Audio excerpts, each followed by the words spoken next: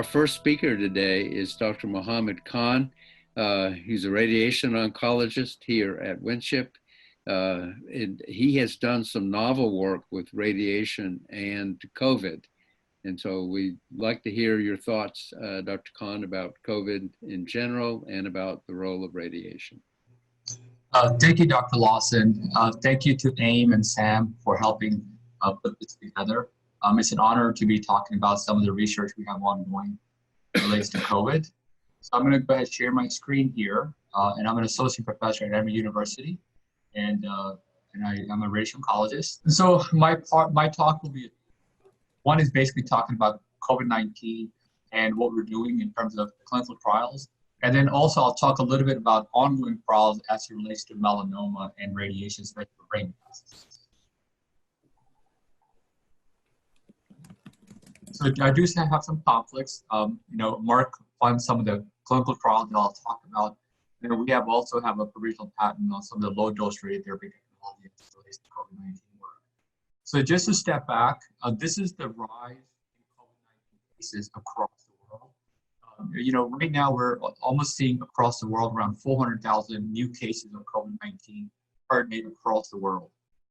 In the United States alone, we've seen this sort of bimodal peak where in March 26 is when the hospitals around Emory were starting to sort of reduce its volume and shutting down elective procedures. We were seeing around 16,000 cases per day.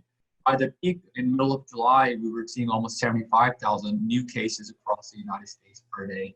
And here we are here on October 18th, we're seeing around 60,000 cases per day. So we're sort of headed towards the second peak. Just look at the numbers general. So 39 million cases affected with COVID-19 across the globe. That has led to 1.1 million deaths, which represents a mortality rate around 5.5% initially when the pandemic started. What we've seen recently is the pandemic mortality rate has gone down a little bit, down to 2.8%. That's probably because of changing demographics of the patient population that were infected early on versus more recently. In the United States alone, we have 8.2 million cases, leading to 218,000 deaths. Once again, that's similar to the global mortality rates of 2.6 to 5.5%. In the state of Georgia, where I practice, we have about 312,000 cases, leading to 7,300 deaths, and the mortality rate is 2.3 to 4.3%. Now, so this is across all the patient populations. But if you look at those patients that end up in the hospital, they need oxygen because their lungs are starting to get damaged, and they become oxygen dependent. Their mortality rate is higher, around 13 to 25% within 28 days. And if they're in the ICU and they end up getting intubated, their mortality rate is 29% based on the recent steroid trials, up to even 80% earlier on in the pandemic. And this is a function of ICU capacity. If ICUs run out of capacity, then they kind of have to make space for others. So this was earlier in the pandemic when ICU capacity was maximized. Unfortunately, the only treatment option that we have right now that works is steroids, low-dose steroids of 6 milligrams per day for 10 days. And this is the only therapy that we know of has phase 3 data to support it. Steroids reduce the overall survival, improve the overall survival, and help save 1 out of 25 deaths for oxygen-dependent patients. That's about a 3% absolute benefit. And then for patients that were mechanically ventilated at the time of randomization, that led to about a 12% improvement in absolute improvement in overall survival, 1 out of 8. And what that means is there's still several patients that are still dying that still need some other therapies and some other options. So trials are ongoing to see whether we can advance. Now, other trials have tested remdesivir, and that has not shown any improvement in overall survival, hospital stays, prevention of ICU admissions, steroids. There was some benefit in oxygen status, something that was still controversial, but as far as any hard endpoints, remdesivir has not led to any significant improvements. Plasmapheresis is ongoing, the clinical trials are ongoing, so there's not enough data to that. And then, so I'll talk about other trials that just came online in an archive 2 days ago about ritonavir, lopinavir, hydrochloric. So what are the symptoms that patients may experience with COVID-19? Build fever, chills, cough, shortness of breath, muscle, body aches, headaches, loss of taste, smell, sore throat, congestion, runny nose, nausea, vomiting, diarrhea. And then more severe symptoms can include bluish of the lips turning blue, the face turning blue, fatigue, confusion, signs of stroke, and even cardiac myocarditis, chest pain, palpitations, things like this. And then so this is kind of like a flu, but more of a severe version of a flu that can perpetuate. And then when patients come into the hospital, and we do CT scans, so this is what a normal CT scan might look like, where the lungs are clear, this black space should be clear, really nothing in the middle of that. So that could be a normal CT scan. But when you see patients with COVID-19 that have more severe damage in the lungs, you'll see all these sort of ground glass opacity. These are the infiltrates that takes place, like here on the bottom right. You'll see all these lungs have this white patch space and ground glass opacities. And that's a sign of lung that are being damaged by the COVID-19 virus. So as far as clinical trials that have been published to date, the only therapy that has shown improvement in overall survival as of date is dexamethasone, low dose. So this trial has 6,400 patients, and around 4,300 of them were randomized to a control arm, and 2,000 were randomized to the steroid arm, and they all got 6 milligrams of dexamethasone for 10 days. And what this trial showed here, when you look at all patients across the board here in A, on the right, the graph A, it showed that there was an improvement in overall survival with the rate ratio of 0.83, where dexamethasone reduced the mortality rate across all patients.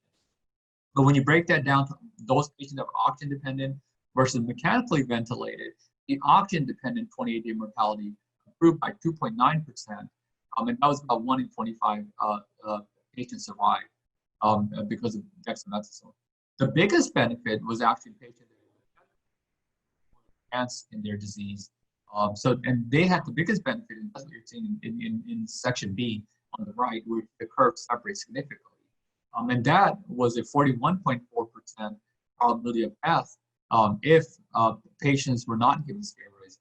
If they were given steroids, that was reduced to 29.3%, and that was statistically significant, and that's a 12.1% improvement in overall survival.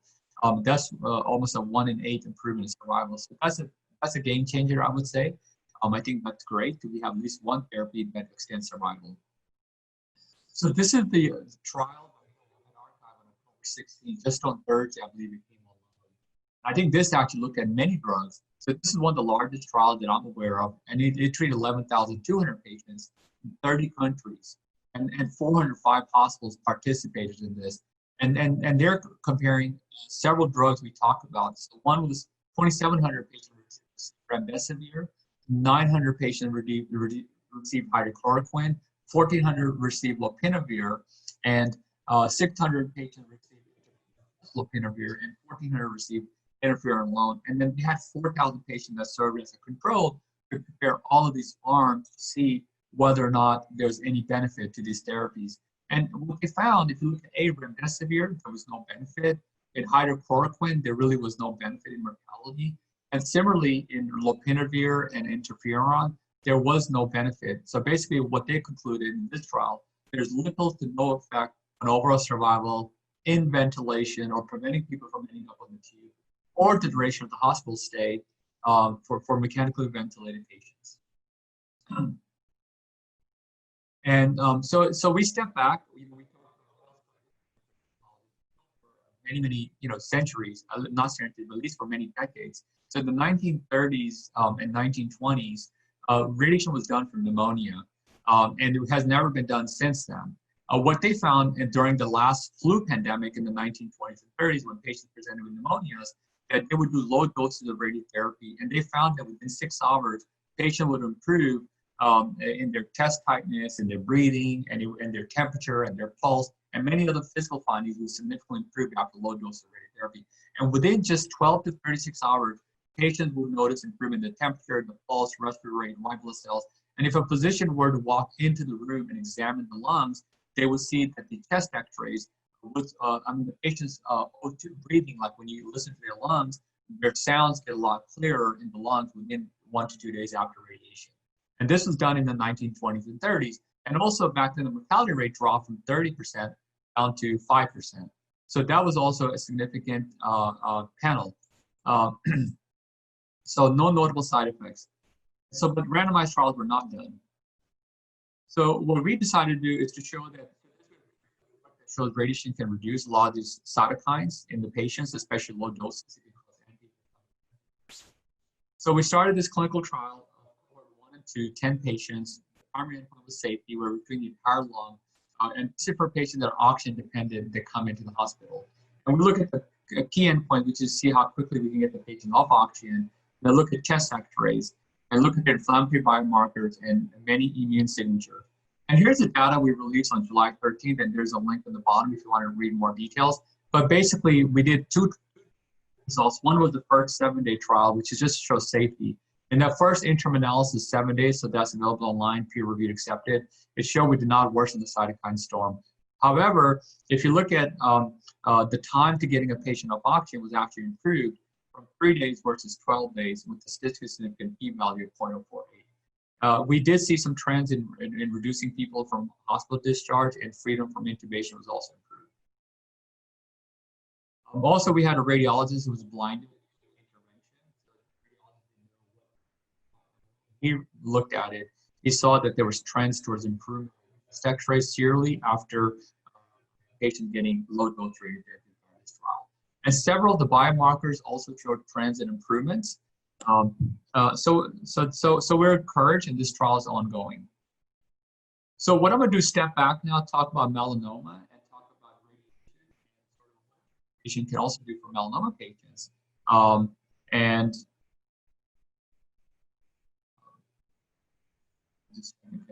So this is a trial this is a preclinical work that we've done with radiation, where we've implanted B16F10 on one side of the flank and also on the other side. And on day 11, we radiate one side of the mouse, and we look at what happens out of field and whether or not radiation can lead to an out of field effect through immunological mechanisms. And what we've shown in this graph is when you radiate one side of the tumor in a B16F10 mouse melanoma model, they actually stimulate anti-tumor immunity that can control tumor out of the field. And this is something we were encouraged about. And then we've decided to do this with radiation, with anti-PD-1 therapy. And what all these curves show, basically, that the best tumor control in our mouse model when you do radiation and anti-PD-1 therapy. And that's what these green curves are showing, which is basically tumor growth. So at day 30, you see the least, the strongest impact on preventing out of the radiated field when you combine radiation and anti-PD-1 therapy. And that's what all of this curve shows. I won't go into too much detail, but this experiment gave us encouragement to open a trial.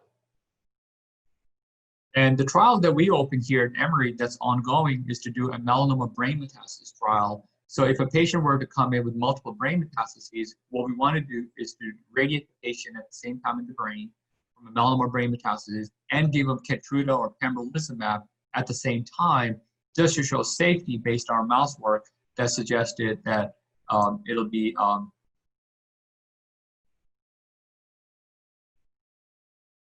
sorry, can you so basically what we've done is we've started a trial of SRS plus anti-PD-1 for melanoma brain metastases, and the interim results suggest that we did 18 patients out of 36. We found that 6-month local control was 94%, and anywhere intracranial control was 70%. The progression-free survival was 50%. Overall survival was 77.4%. So this is pretty encouraging. Half the patients that were treated on this trial, and this trial is ongoing to help patients with melanoma brain metastases. Another trial that I'm about to open here at Emory involved the use of TTF fields. So TTF fields are these arrays that you put on the scalp to help stimulate the tumor and to try to prevent the DNA damage from being repaired inside the tumors in the brain metastases. So this TTF field is a technology that's been approved for glioblastomas. It's also been approved for mesotheliomas. And now we want to try this in melanoma brain metastasis patients. So we want to do TTF fields at the same time. We'll put these arrays on. We'll do stereotactic radiosurgery at the same time with TTF fields. And we'll also do immunocheckpoint inhibitors at the same time, where 5 patients will get dual checkpoint and 5 patients will get pembrolizumab alone. And the primary endpoint is safety, and the secondary endpoint is a local control, anywhere intracranial failure, overall survival, progression-free survival, and immune activity in the patients that are getting all three of these therapies at the same time. I think there's a good mechanisms by which all three therapies should work together to improve the outcomes for the patients, and it should be safe. And that's something that we're pioneering, and hopefully we'll have to follow up and improve. We also have a third trial that one of my colleagues, Dr. Buchwald, is leading. Is a preoperative stereotactic radiotherapy. So patients that come up with large disease in the brain, large volume, and large tumors, a lot of them patients are going to get surgery for those. Now we'll do a preoperative radiotherapy to understand how the immune mechanism engages those patients before we do, immune checkpoint inhibitors. And some of these patients may also get steroids as well. So that's something that'll be ongoing as well.